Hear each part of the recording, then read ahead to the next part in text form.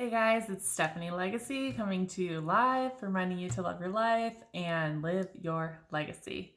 All right, so today I wanted to take a moment to discuss something that might have been a shock if you are in the Dave Ramsey world. Now, I just got started in the Dave Ramsey world. I shouldn't say that. I've known who Dave Ramsey is for a long time. We inadvertently followed all of his steps, but in different orders, in a different order. And we don't adhere to all of his policies. Like, we have credit cards.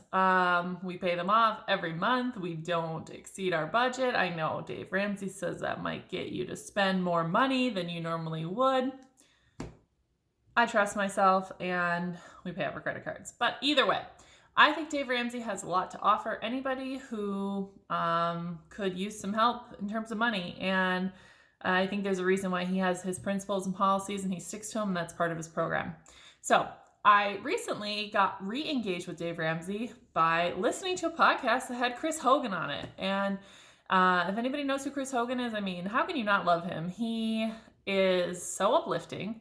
He has a great outlook. He's not, I mean, he still adheres to the Dave Ramsey policies and practices, but Papa Dave can be a little bit harsh, and he's harsh, but in an uplifting and encouraging way. And his voice is just like so fun to listen to. And I love his slogan, "I'm focused but not finished," because it really, I think, focuses on the idea that something I like to try to adhere to in my life, which is progress over perfection, right? Because we are all imperfect human beings, and sometimes you're going to mess up, and you can't just live for, you can't just do something when you have the perfect approach, because you never get anywhere. So anyway, I watch a lot of Chris Hogan's YouTube. I watch some of Dave Ramsey's YouTube. I watch Chris Hogan's Instagram, and I was shocked to see the YouTube story or YouTube posting, basically him in front of a black screen with a obviously pre-recorded message, not pre-recorded, but a scripted message, because you could kind of see him like looking off to the side, which is what I'm doing because I have a few little notes here.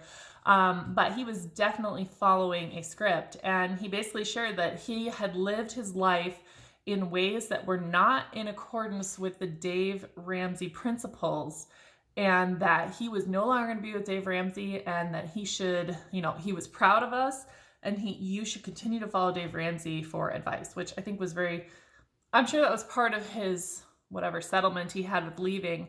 But I also think it's just a professional way to handle everything.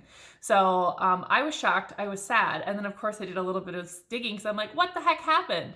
And from what I could find, now I'm not an expert. You could probably find the same information with a few like Google searches, but it seems that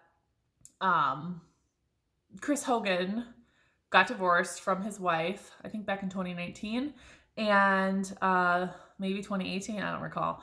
But there was infidelity or accusations of infidelity. And apparently, this was like when his book, I can't remember what it's called.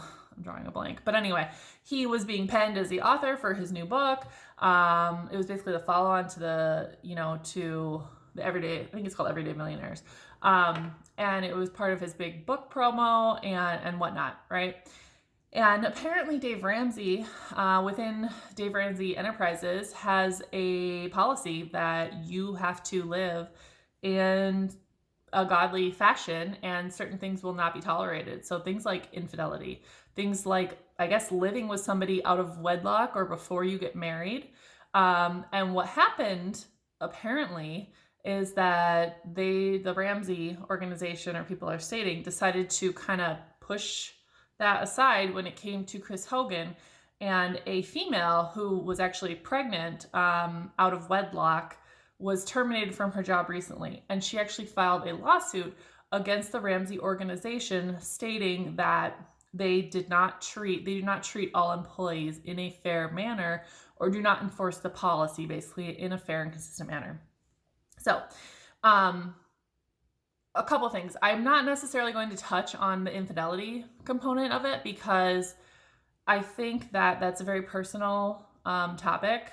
Probably everybody has had some experience, whether it's themselves having somebody who's been unfaithful to them, or they themselves have been unfaithful, or some close friend or family member has gone through that, and it can be a very sensitive subject. I think we can all say in a perfect world how we would act in that scenario, and the truth of the matter is you don't really know until you're in that situation.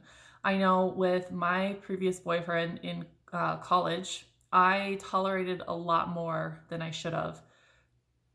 I'll just leave it at that. But in hindsight, grown adult Stephanie says to little Stephanie, what were you thinking? But I just think you don't know until you're in certain situations, and you need to treat yourself with some love and grace and just some kindness if you or a friend is going through that. And so I'm not going to comment on, what Chris Hogan did or didn't do, because I don't know. I wasn't in that relationship. And honestly, I think I could probably do a lot more for society in general by lending support to my friends and family members who are in my day-to-day life who may be directly impacted by something like this, and just loving on them and supporting them. What I will say about, Dave Ramsey and his policy is, he's a business owner. I guess he has a right to enforce certain policies and behavioral expectations.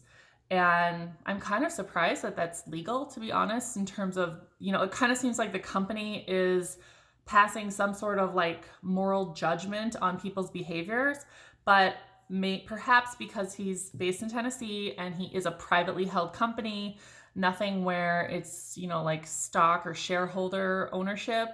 Perhaps there's more leeway from that perspective. However, legally speaking, in terms of treating one party the same versus the other and enforcing a policy strictly across the organization, I would say yes. If you're going to be an employer who has certain expectations, you have to enforce that policy the same, regardless of who the person is.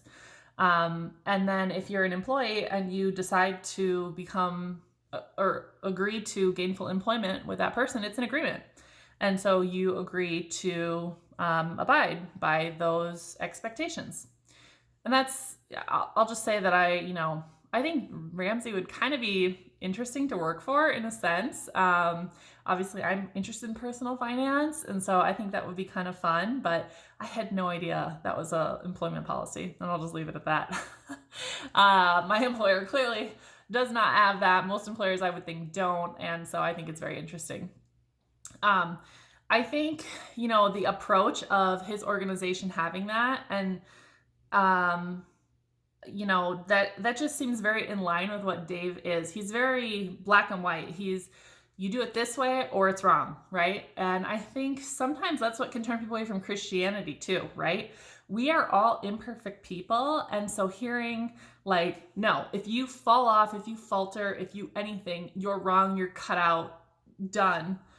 That can be a challenge, and that can really push people away from potentially learning great things and having that opportunity to grow and to really,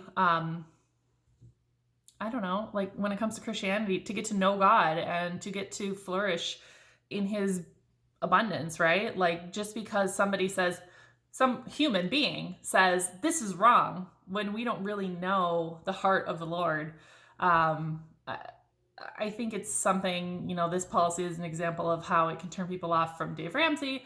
I think that in general, like the black and white harshness of Christianity, I certainly get that there are principles of Christianity, but I think it can turn a lot of people away just from how we as humans tend to approach it.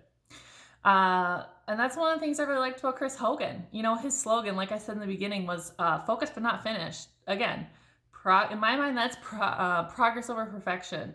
You are focused on what's moving you forward in your life, but you're not finished. You realize that you still have things that you need to reach for and achieve, and that you still need to grow as a human being. And so if that means you fall off the wagon and you falter, you got to get back up and keep trying. And that's just part of the journey.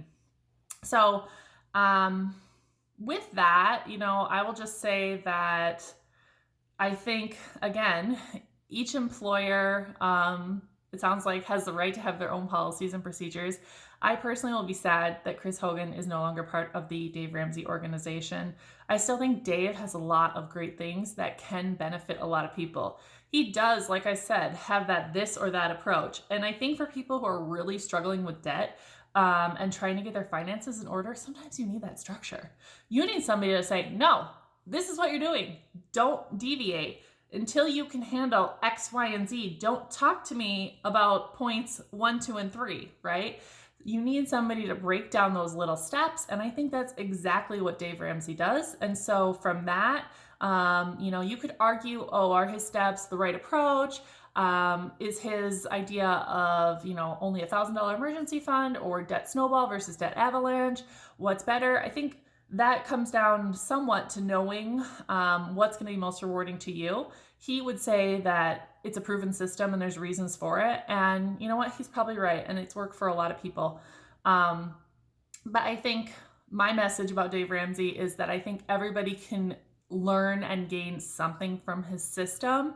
And whether you follow the whole thing to a T or whether you utilize parts that make sense for you, that's what I've chosen to do. Finally, I will just say that I wish Chris Hogan the best. I'll be curious to see, how he comes back into social media, into the personal finance community, if he even comes back into that area, or will he be, I could see him being a motivational speaker. I could see him taking this opportunity. I mean, think how embarrassing this must be for him. His whole personal life, basically, is out there. If people didn't know, I didn't know he was divorced. And now all of a sudden I'm aware that he was divorced and that there's certain accusations of infidelity, right? I mean, that's humbling. And I could see him taking this and using it to really make a message to help people realize that you can go through a lot of stuff and you can still get back up and you can still have an amazing life and you can still charge forward. And I hope he does something like that. I will definitely be listening to him if he does that. I'll be listening to him if he comes back in the personal finance space. I'll be listening to him. I appreciate him. So I wish him the best. I wish Dave Ramsey the best. I wish the Dave Ramsey organization the best. And I wish you the best. I hope that you find somebody who can help you through your personal finance journey. If your goal is debt-free living, I encourage you to follow along with me. As I stated in my first video, my husband and I live and have successfully had a debt-free life for the past 10 years, 9 or 10 years. I have some different tips and tricks to share and different stories to share about that. But my goal is just to spread the message that it might not be for everybody, but for those who decide to use it and to live a debt-free life, there is no greater peace of mind than knowing that you owe nobody and that you can live tomorrow like nobody else because you live today like nobody else. So with that, I will close out and I will send you my best wishes, reminding you to love your life and live your legacy. Have a great day, guys.